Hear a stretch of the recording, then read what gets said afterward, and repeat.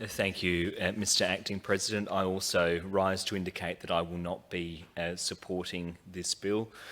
I think this is the first time I've had an opportunity to talk on the issue of sex work during my nearly 3 years in this Parliament, and so I wanted to take this opportunity to make my support for the decriminalisation of sex work in our state clear, and to put that on the public record. I am concerned that in criminalising the clients of sex work, as this bill attempts to do, there will be negative consequences that will flow onto these workers. We know, Mr Acting President, that laws that criminalise the clients of sex workers have the potential to result in an increase in violence, in sexually transmitted infections and exploitation within the sex industry. Criminalising the clients also keeps the entire sex work industry underground and jeopardises the harm reduction strategies that sex workers can use to keep themselves safe, and leaves them vulnerable to predators and to criminals. And I do agree with the comments made by the Honourable Michelle Lensink that sunlight and indeed regulation is the best disinfectant in that regard. Sex work in countries where sex work laws like the ones being debated here have been implemented are frequently threatened and harassed by law enforcement. And indeed, I understand that criminalising clients has resulted in police raids on brothels in those countries, which are psychologically and physically harmful to those workers.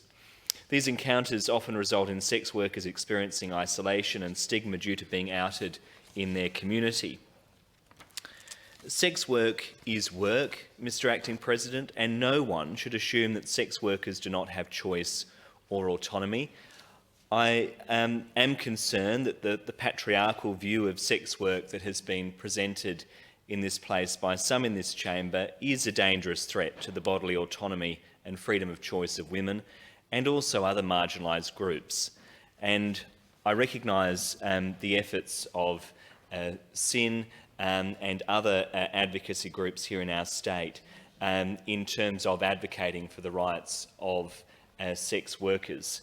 I also just want to point out, Mr Acting President, that we shouldn't also assume that the clients of these sex workers are seeking to exploit people either.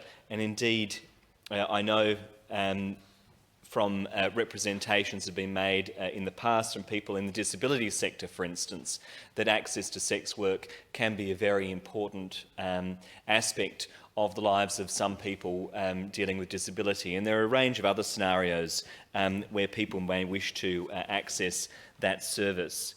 I do want to just reference some research in this regard, looking at the Nordic model that was published by May-Len Skreliberi and Charlotte Holmstrom of the University of Oslo. It's back in 2013, but an extract of that was published in The Conversation under the title "The Nordic Model of Prostitution Law is a Myth." Now, the article references prostitution law. That's not a term that I use, but that is the term that's used in the article. It talks about, and I'll quote an extract for you, Mr President. It talks about the concerns around the way that this law might apply to particularly marginalised groups. And it says, prostitution laws targeting buyers have complex effects on people far beyond those they are meant to target. In addition to this complicating factor, the Nordic countries also police prostitution using various other laws and bylaws. Some of these regulations do in fact assume that the women who sell are to be punished and blamed for prostitution. This goes to show that one should be careful in concluding that Nordic prostitution policies are guided by progressive feminist ideals, or that they necessarily seek to protect women involved in prostitution. The most telling example of this is the way Nordic countries treat migrants who sell sex.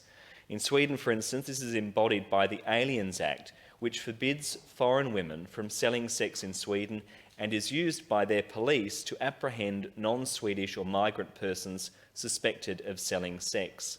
This reveals the limits of this rhetoric of female victimisation, with clients framed as perpetrators. If the seller is foreign, she is to blame and can be punished with deportation. It goes on to talk about the experience in Norway, where the article says, "We see similar gaps between stated ideology, written policies and practice. Even though it is completely legal to sell sex, women involved in prostitutions are victims of increased police, neighbour and border controls which stigmatise them and make them more vulnerable. The increased control the Norwegian police exert on prostitution markets so as to identify clients involves document checks on women involved in prostitution so as to find irregulars among them. Raids performed in the name of rescue often end with vulnerable women who lack residence permits being deported from Norway." And the research concludes that, taken together, the Nordic countries' ways of approaching prostitution have been presented nationally and understood internationally as expressions as a shared understanding of prostitution as a gender equality problem, an example of how women's rights can be enshrined in anti-prostitution laws. However, after looking closely at how the laws are proposed and implemented, we beg to differ. And so I do question some of the claims that have been made in support of this bill. Decriminalisation is the preferred legal framework for the majority of sex workers and indeed sex work lobbyists. It is supported by a range of human rights organisations, including Amnesty International, the United Nations, the World Bank and the World Health Organization, as the best method to protect the rights of these workers, reduce violence, increase their ability to access the justice system and ensure that they have appropriate access to health services.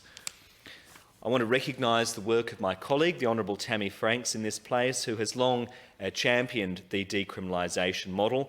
Indeed, this is consistent with the policy of the Greens, and it's a policy that I am proud to support.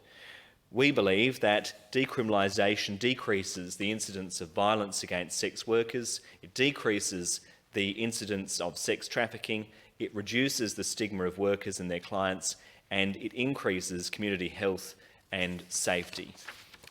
With that, I conclude my remarks and reiterate that I will not be supporting